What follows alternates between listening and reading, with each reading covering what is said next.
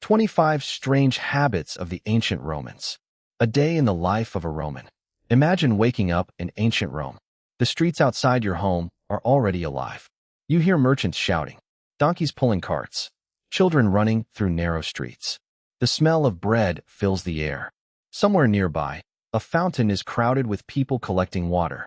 And as you step outside, you realize something important. The Romans did many things that would seem completely normal to them, but incredibly strange to us. Their habits were shaped by a world without electricity, modern medicine, supermarkets, washing machines, or private bathrooms. But the Romans were not primitive. They had running water, public toilets, central heating, massive public baths, sophisticated roads, restaurants, apartment buildings, and an enormous culture built around food, entertainment, status, and social interaction. Yet some of their everyday habits were surprisingly unusual. So let's step into the streets of ancient Rome and discover what an ordinary Roman day could actually look like. Romans often ate while lying down. One of the first things that might surprise you about Roman dining is the way people ate. Today, most people sit at a table. The Romans certainly knew how to sit. But for formal dinners, wealthy Romans often preferred something very different. They reclined. Inside a wealthy Roman house, the dining room was called a triclinium. The name came from the arrangement of 3 couches surrounding the dining area. Guests would lie on their sides on these couches while eating. Food was placed within reach. Servants moved around the room, bringing dishes and drinks. The meal was not simply about eating. It was a social performance. Your position at the dinner table could communicate your importance. Your clothing communicated your wealth. The quality of the food communicated your status.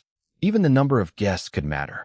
A wealthy Roman dinner could become an opportunity to demonstrate power. Imagine entering the dining room. You see couches covered in expensive fabrics. Bronze lamps illuminate the room. Servants carry dishes through the doorway. Wine is being poured. Guests are reclining while discussing politics, business, gossip, or philosophy. And somewhere in the middle of all this, a wealthy host is making sure everyone understands just how successful he is. For the Romans, dinner could be theater. But there was another reason reclining was associated with status. It was strongly connected to the traditions of elite Roman society. Ordinary people did not necessarily spend every meal lying down. The formal reclining banquet belonged primarily to those who had the money and space to entertain guests. So if you were invited to an elite Roman dinner, you were not simply being offered food. You were being invited into someone's social world. And this brings us to something even more interesting. Roman meals could last for hours. Dinner could last for hours. A Roman banquet was rarely a quick meal. There was no concept of grabbing something from the refrigerator and eating it in 10 minutes before returning to work. A formal dinner could be a long social event. The meal might begin with appetizers. Then came the main courses. Then desserts. Wine flowed throughout the evening. Conversation continued between courses. Entertainment could be added. Musicians might perform. Poets could recite. Performers could entertain the guests. And the host might surprise everyone with increasingly extravagant dishes. The wealthier the host, the more impressive the dinner could become. Food was not merely nutrition. It was social power.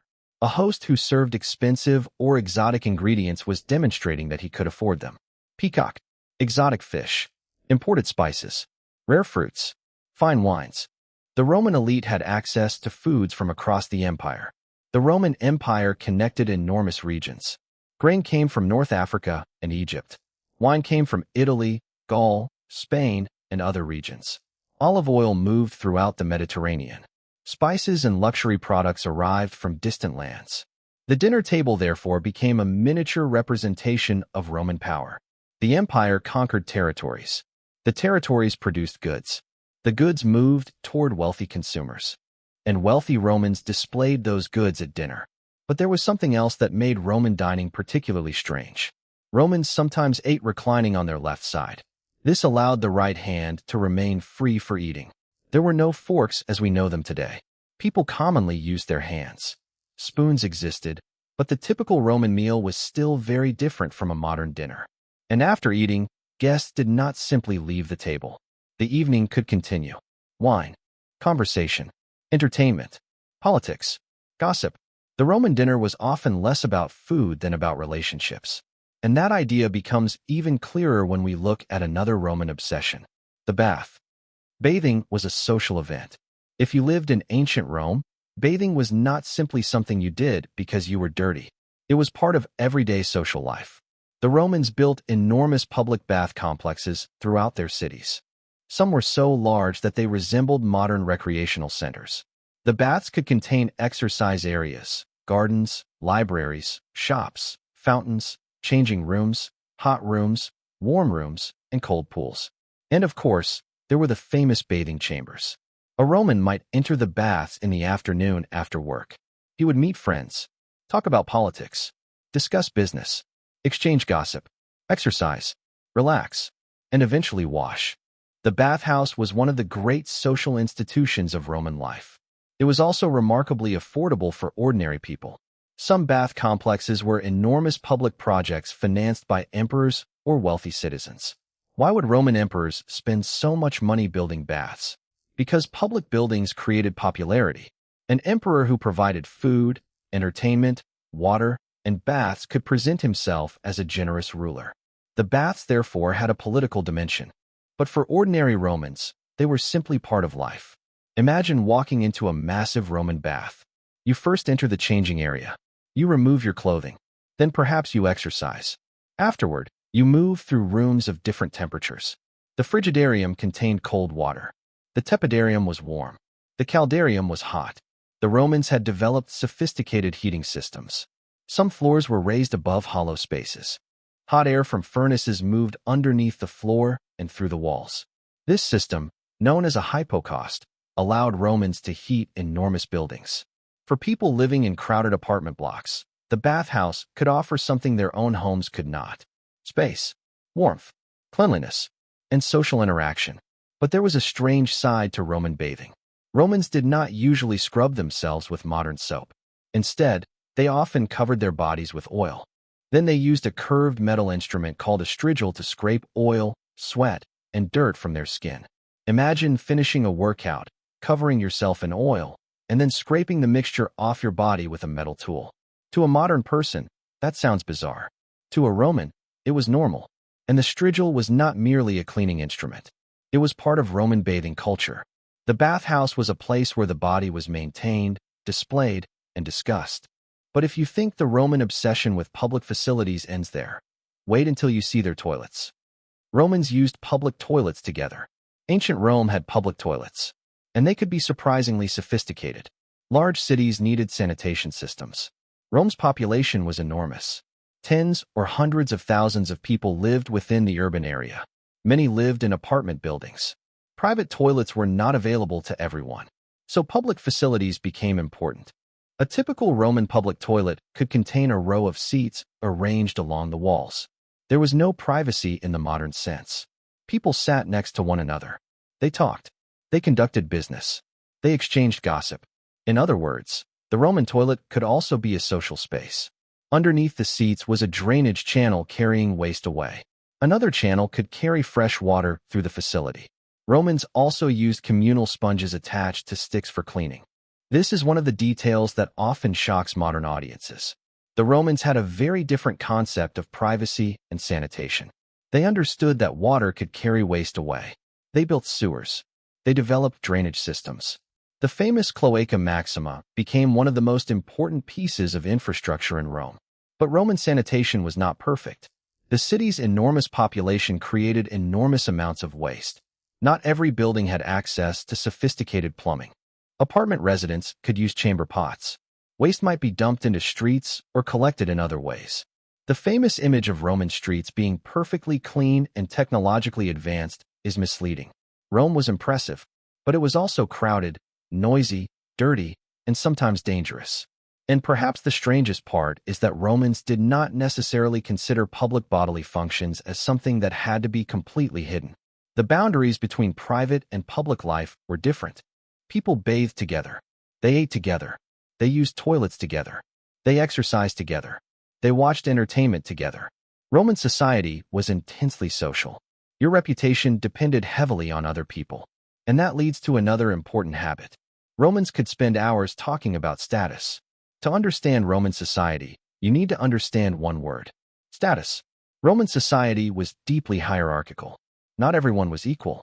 There were senators, equestrians, freedmen, slaves, citizens, non-citizens, patrons, clients, soldiers, merchants, farmers, and countless positions between them. A person's clothing could reveal his social position. A senator could wear the distinctive toga praetexta, marked by a purple stripe. Ordinary citizens could wear simpler clothing. The toga itself became one of the symbols of Roman citizenship. But status was not only about clothing. It affected where you sat, who you could speak to, who greeted you, who invited you to dinner, who could enter certain political spaces, and even who was expected to show respect to whom. One of the most important relationships in Roman society was the relationship between a patron and his clients. A wealthy and powerful Roman might have dozens of people who depended upon him. Clients could visit their patron in the morning. This ritual was called the salutatio. The client greeted the patron and demonstrated loyalty.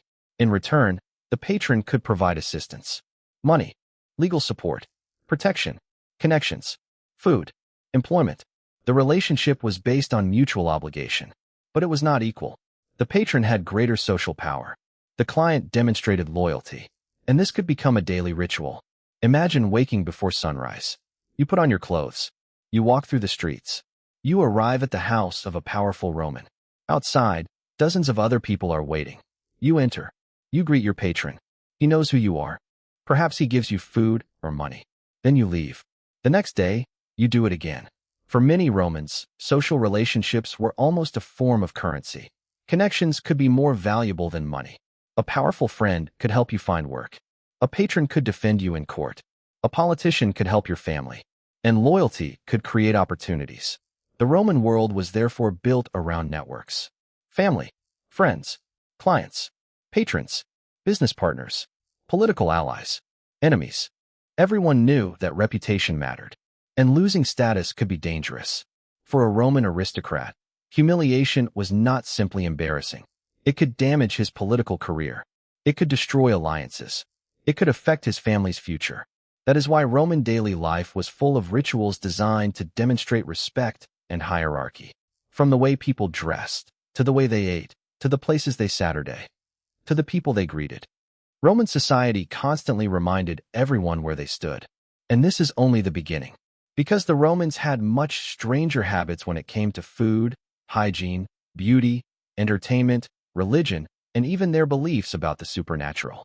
In the next part, we will enter the Roman kitchen and discover why one of the most disgusting substances imaginable was once considered extremely valuable. We will also uncover their obsession with fish sauce, watered wine, strange medical treatments, and the bizarre ways Romans maintained their appearance. The Romans were advanced. They were sophisticated, but they were also very, very different from us.